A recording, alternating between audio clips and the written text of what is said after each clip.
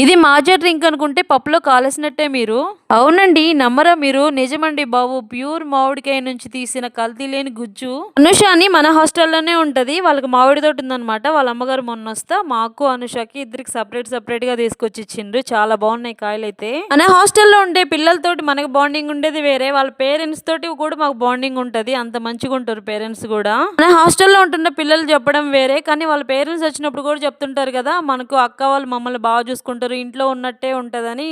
అప్పుడు నాకైతే చాలా హ్యాపీగా అనిపిస్తుంది. మా దగ్గర మంచిగా పద్ధతిగా ఉండే వాళ్ళకి ఇది ఇల్లు అనే ఫీలింగ్ ఉండేలాగా చూస్తాము. కొంచెం ర్యాష్ గా ఉండే వాళ్ళకి ఖచ్చితంగా ఇది హాస్టల్ అని గుర్తు చేస్తాం. మేము ఒకటే ఆలోచిస్తాం, వాళ్ళ పేరెంట్స్ మమ్మల్ని నమ్మి మా దగ్గర ఉంచినప్పుడు హాస్టల్లో ఉన్నంత వరకు వాళ్ళని జాగ్రత్తగా చూసుకోవాలి కదా అని. నిజంగా ఇప్పటి వరకు మాకు అలాంటి వాళ్ళే తగలలేదు. ఒకరిద్దరు ఉన్నా వాళ్ళని ఎక్కువ రోజులు ఉంచమన్నమాట, పంపించేస్తాము. ఇప్పటి వరకు ఉన్న వాళ్ళంతా పాపం మంచి వాళ్ళే.